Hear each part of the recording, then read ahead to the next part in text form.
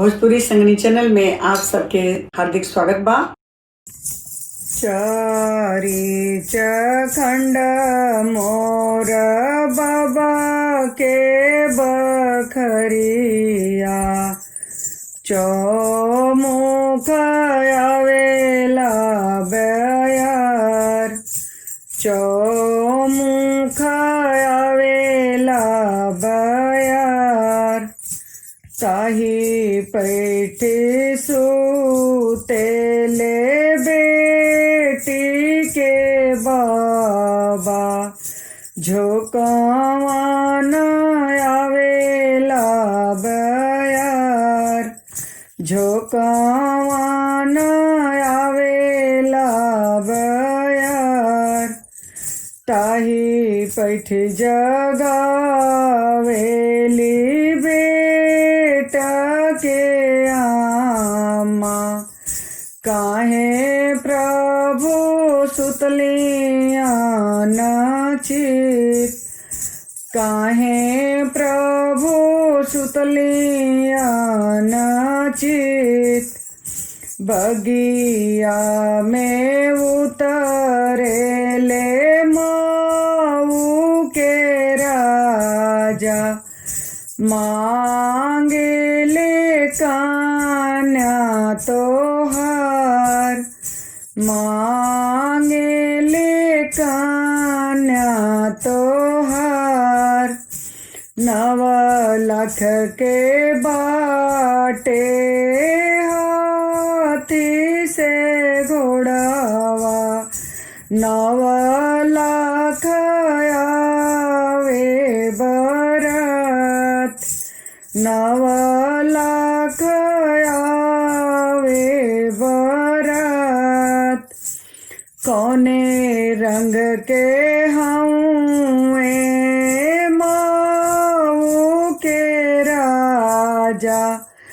मांगेले कान्या तोहार, मांगेले कान्या तोहार, 1 लाख हाथी हो 1 लाख घोड़ा, 9 लाख आवे बरियात, 9 लाख आवे बरियात, सावरे रंग हऊँ हो माऊ के राजा, मांगेले कान्या तोहार, मांगेले कान्या तोहार, धाऊ तूहू नौआरे, धाऊ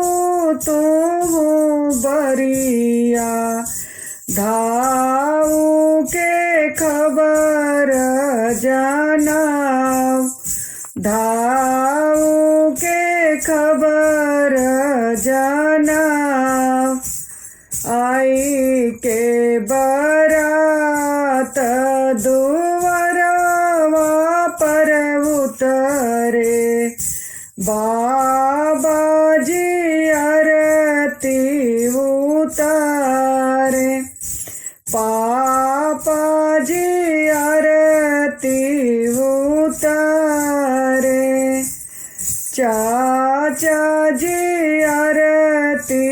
उतारे, माई जे उठेली सूरजा माथे नवली, बेटी जनम जनी होय, माई जे उठेली सूरजा